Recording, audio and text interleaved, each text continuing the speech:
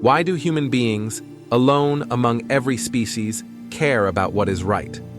No lion pauses before killing gazelle to question fairness. No wolf apologizes for eating too much. No tiger debates the ethics of violence. Yet a human child, barely able to speak, already knows the language of shame, guilt, sharing, fairness. A toddler cries when another child is hurt, even when that pain has nothing to do with them. Somewhere deep in our minds, there is a voice. Act differently. Act better. Someone is watching. But who? A god? A tribe? Our parents? Or something older than civilization itself?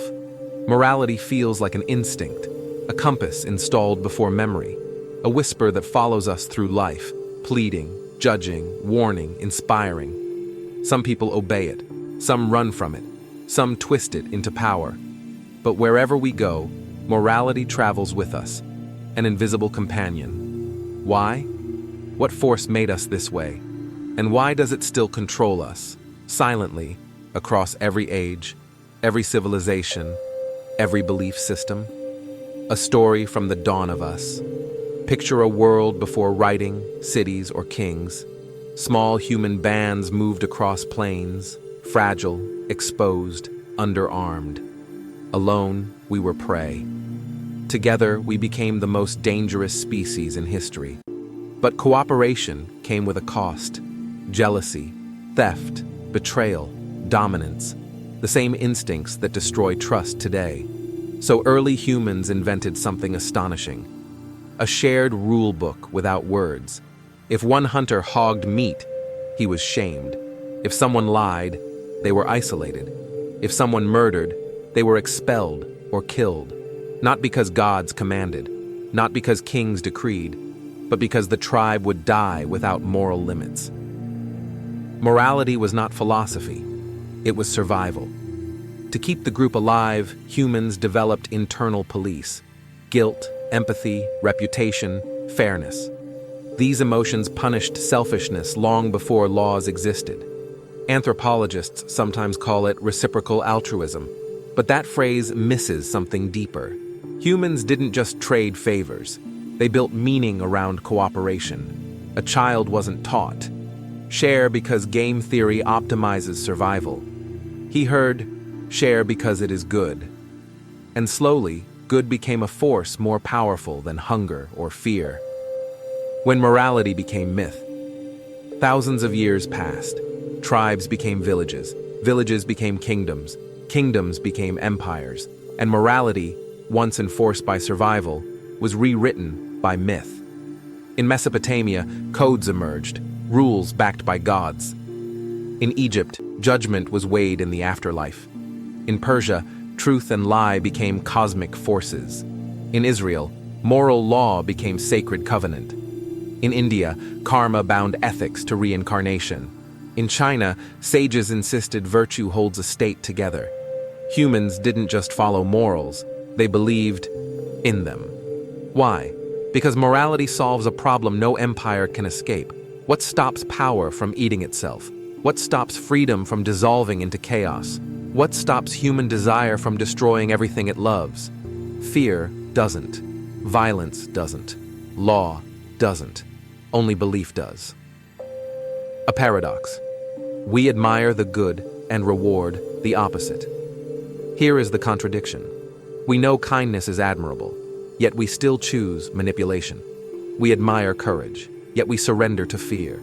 We praise honesty, yet we build careers on deception. We revere justice, yet we allow corruption. Humans are aspirational hypocrites. We want the benefits of morality, trust, love, cooperation, without paying the price.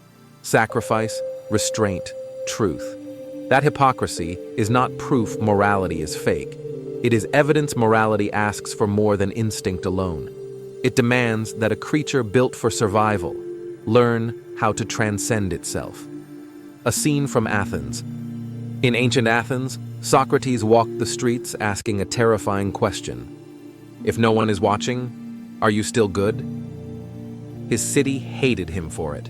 Corrupt elites couldn't tolerate that kind of mirror. If morality is internal, then power cannot rewrite truth. Socrates died because morality threatened authority, and yet his execution birthed 2,000 years of philosophical conscience. His death whispered, "Morality is not obedience, it is responsibility." A scene from Rome. Centuries later, Rome conquered the world. We know how that story ends: bread and circuses, greed, moral fatigue, self-indulgence. An empire that once demanded sacrifice began demanding comfort. When morality weakens, strength dissolves into spectacle. And spectacle cannot defend a civilization. Rome fell, not from enemies, but from a collapsed moral spine. The silent judge. Every society attempts to define morality, but morality always outlives society. We once believed morality came from temples, until temples fell. We once believed morality was enforced by gods, until faith fractured. Today, we believe morality is just psychology. Yet psychology cannot explain why humans die for strangers. Something deeper drives us. A soldier throws himself on a grenade. A mother runs into fire for her child. A protester risks death for human rights. A stranger donates bone marrow for someone they'll never meet. Evolution says survival matters. Morality says meaning matters more. What force overrides biology? Are we good, or do we want to be seen as good? This is the darkest suspicion. Humans are not moral. We are reputational. We want status, approval, admiration. We want to be the hero of our own story. We want others to trust us, even when we don't deserve it. But if morality were nothing more than vanity, why do people choose goodness in private? For no reward, no witness, no recognition. Why confess? Why feel guilt at night? Why cry after hurting someone? Why imagine a judge when no one exists?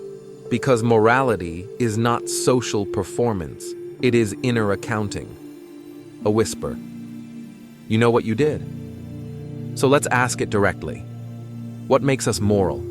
Fear, reward, evolution, religion, law, love? Or is morality an attempt to solve the largest terror in human life? The fear that existence is meaningless. If nothing matters, anything is permitted, and humans cannot live in a world where anything is permitted. So we construct meaning, not to serve society, but to anchor the soul. Morality might be our rebellion against chaos, our answer to entropy, our refusal to accept that survival is all we are. Morality says, the universe may not care, but we will. A story. In blood, in every genocide, every purge, every tyranny, morality is not erased, it is inverted. Leaders claim murder is righteous. Propaganda paints cruelty as necessity.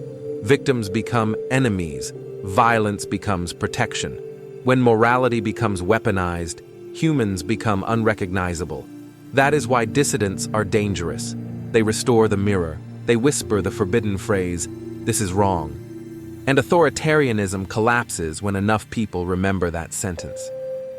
The hidden force. Maybe morality is not a rule. Maybe it is a negotiation between two selves, the self that wants pleasure now and the self that wants meaning later. Animals pursue appetite. Humans pursue legacy. We want someone, somewhere, someday to say, they lived well. Morality might simply be the mind imagining how we will be remembered. It turns time into conscience. So what makes us moral? Not commandments, not laws, not fear, not even God. What makes us moral is the realization that life is short, and goodness is the only thing that gives it weight. We are moral because we know suffering. We are moral because we know loneliness. We are moral because we know fear. We are moral because we know love. We are moral because we want our existence to matter. Civilizations collapse, kings die, empires burn, beliefs fracture.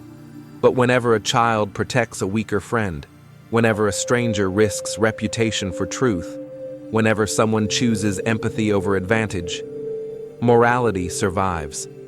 Humans are not good by nature. We are good by choice. And maybe that is the real miracle. Not that morality exists, but that we keep choosing it against every temptation to stop. Because deep inside us lives one quiet conviction: meaning requires goodness. Without morality, power is violence, freedom is chaos, love is possession, truth is manipulation, life is appetite. But with morality, even suffering acquires dignity. So ask yourself, not as judgment, not as philosophy, but as curiosity: what kind of world do you want to leave behind? What kind of meaning do you want carved into memory? Who do you become when no one is watching? Maybe morality is simply the art of answering those questions well. And as long as humans continue searching for meaning, morality will guide us still. If you found this exploration insightful, give this video a like, share it with a friend, and subscribe to Timeless Questions channel for more deep dives into philosophy, history, and human nature. Because the questions may be ancient, but the wisdom is timeless.